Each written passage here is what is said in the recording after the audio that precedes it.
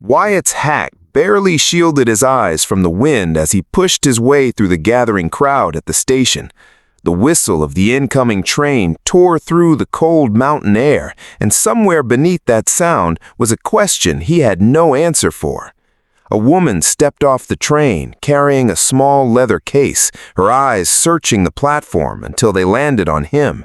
She asked for a man who could never meet her, and in that single moment, everything about his quiet life began to change forever.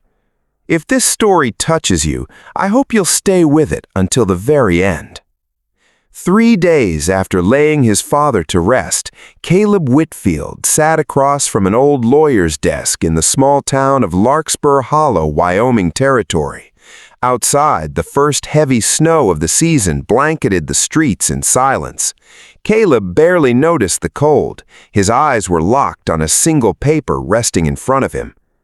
"I don't understand," he said quietly. Judge Harlan Voss removed his spectacles and rubbed his tired eyes. "Neither did I, son, when I first read it." He slid the paper closer. A marriage agreement. The bride's name read clearly, Lila Hayes, 26 years old, from Ohio. At the bottom, his father's signature stood firm, dated nearly a year earlier. "My father never said a word about this," he whispered. "He kept it quiet," Voss said. "Maybe he had his reasons." Caleb stood and walked to the frosted window. His father had left him a ranch buried under debt, equipment falling apart, and barely enough hay to last the winter.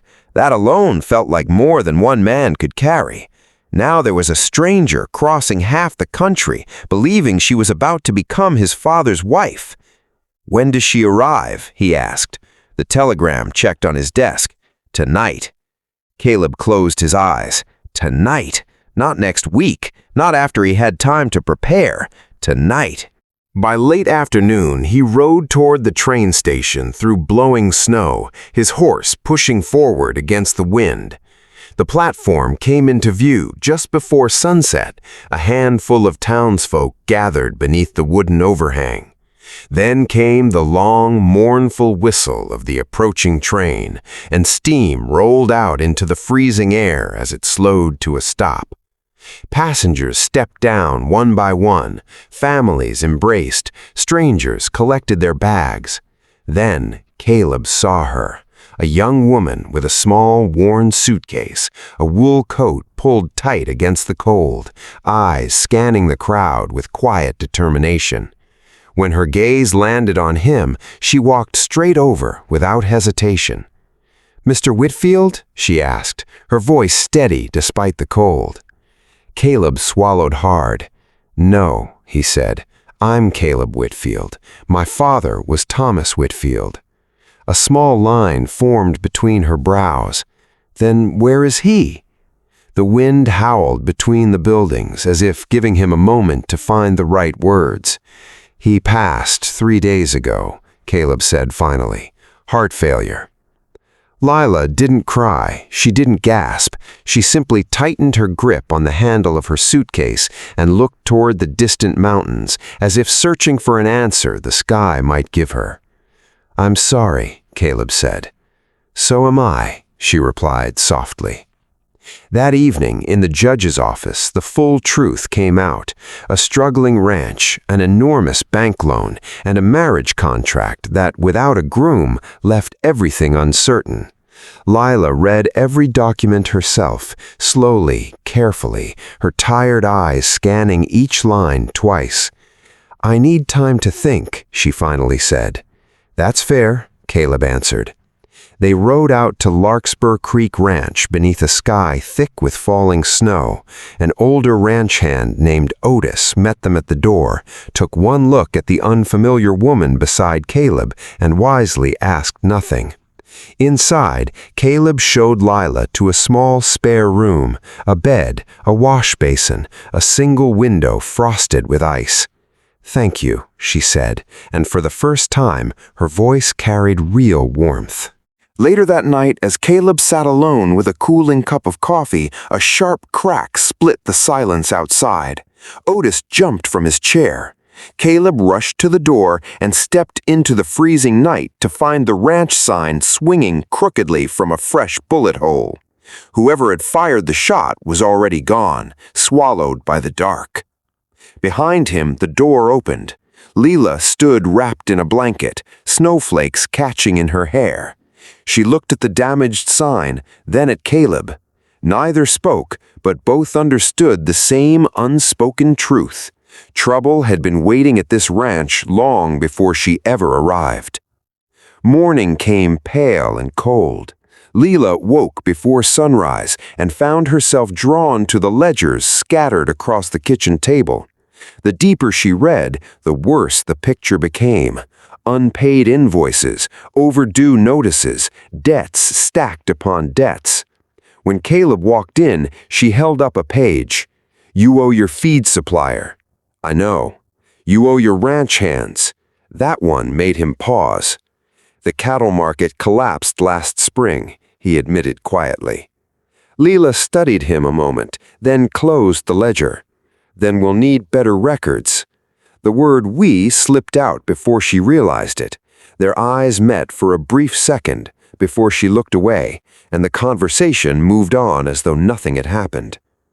Over the following days, a quiet rhythm took shape. Leela organized the ranch's tangled finances, while Caleb worked the fences and tended the cattle. They barely exchanged more than a few words most days, yet something between them was shifting, slow, careful, but real. One afternoon, a nervous horse kicked out near the barn, just as Leela stepped behind it. Caleb's hand closed around her arm and pulled her clear before the second kick could land. "You all right?" he asked. "I am now," she said, brushing snow from her sleeve. Days later, a fierce storm scattered several calves into a nearby ravine. Leela insisted on joining the search, and by evening, they found the animals huddled, cold but alive, beneath a stand of pines. On the ride back, she watched Caleb lift a frightened calf into the wagon as gently as if it weighed nothing at all. He said little, but she was beginning to understand the things he never put into words. That same week, while sorting through old paperwork, Leela noticed one name appearing again and again across different loans. Desmond Crane, owner of Crane Land and Lending. Every Mojer debt, every mortgage extension, traced back to the same man. She sat back in her chair, staring at the documents in the lantern light.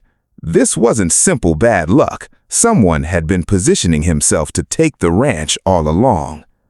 The very next afternoon, a polished carriage rolled through the gate. Desmond Crane stepped out, dressed far too finely for a Wyoming winter, his daughter Margaret beside him in an expensive fur coat. Leela watched from just inside the doorway, unseen. "You've had a hard season, Caleb," Crane said with a smile that held no warmth. "What do you want?" "There's a simple solution," Crane continued. "The debts disappear. No shame in it. Just business." He nodded toward his daughter. Caleb's jaw tightened. "Get off my land." Crane's carriage disappeared down the snowy road as the sky darkened to the color of old steel. Inside, supper passed in heavy silence. Finally, Leela set down her spoon. "If marrying Margaret saves the ranch, why not just do it?" Caleb looked up sharply. "Because I won't sell myself to solve a problem." Funny, coming from a man already bound to a marriage contract. Neither spoke another word that night. 3 mornings later, sunlight finally broke through the clouds. Leela packed her suitcase, a folded dress, 2 books, a worn photograph of her family, the same few belongings she'd carried from Ohio. She had just closed the case when she heard urgent voices outside. A rider had brought new papers from the bank, foreclosure warnings, restrictions on livestock, sales, deadlines tightening like a noose. That afternoon, Leela walked alone to the old hay barn and finally let herself cry. Not from fear, but from the weight of believing she had become the reason everything was falling apart. When she returned, Caleb found her suitcase waiting by the door. "What's this?" he asked, his voice dangerously calm. "I'm leaving," she said. "If I'm gone, Crane loses his leverage. You can do what you need to do." "No," Caleb said, the word breaking sharply through the room. "I'm trying to help. You are not the reason this ranch is drowning." He slammed his hand on the table, rattling the cups. Silence followed, heavy and complete. Caleb walked outside, and a moment later, a fence post split clean beneath his fist. Neither of them said another word that night, because there was nothing left to say. 3 days passed before Judge Voss arrived, carrying an old leather satchel. Inside was a yellowed envelope, military records, letters, an old photograph of 2 young soldiers standing beside a supply wagon decades earlier. "That's your father," Voss said to Caleb, pointing to one man, then to the other, "and that is Leela's father." Leela's breath caught. "You knew him?" "Your father saved Thomas Whitfield's life near Fort Bridger many years ago," Voss said gently. "He never forgot it." The truth unfolded slowly. The marriage contract had never been about claiming a bride. It had been protection, a legal shield meant to pull Leela beyond the reach of the same creditors now circling the ranch. Her father had died, never knowing the promise would one day be needed. Before anyone could speak further, a second messenger arrived with another notice. Caleb read it once, then again, the color draining from his face. 30 days, he said. 30 days before the ranch goes to auction. Winter pressed harder after that. Every trip to town became a risk. Every dollar was counted twice. Caleb worked from before sunrise until long after dark, until Otis warned him he was wearing himself thin. Lila noticed too. She began leaving warm coffee by the door each evening, never mentioning it, and neither did he. It was simply understood. Then came the worst storm of the season. At midnight, Otis burst through the door, snow clinging to his coat. "North fence is cut. Herd scattered." Caleb was already reaching for his coat when Lila grabbed his sleeve. "Be careful," she said, the words slipping out before she could stop them. He looked at her, truly looked, and nodded. "I will." The night stretched on forever. Lila organized everyone who remained, bringing in weak calves, warming blankets, directing neighbors who arrived to help once word spread. By dawn, the barn was full of exhausted people working side by side, and just after sunrise, Caleb returned, ice in his beard, snow heavy on his coat, but cattle trailing behind him. Not all of them. Enough. "You stayed up," he said. "So did you," she answered, and for a moment a small smile passed between them, brief but unmistakably there. That night, after the storm finally passed, Caleb and Lila sat by the fire long after everyone else had gone to bed. "My father died in a storm like that one," Caleb said quietly. "I was 15, spent years thinking if I'd done more she might have lived." Lila listened without interrupting.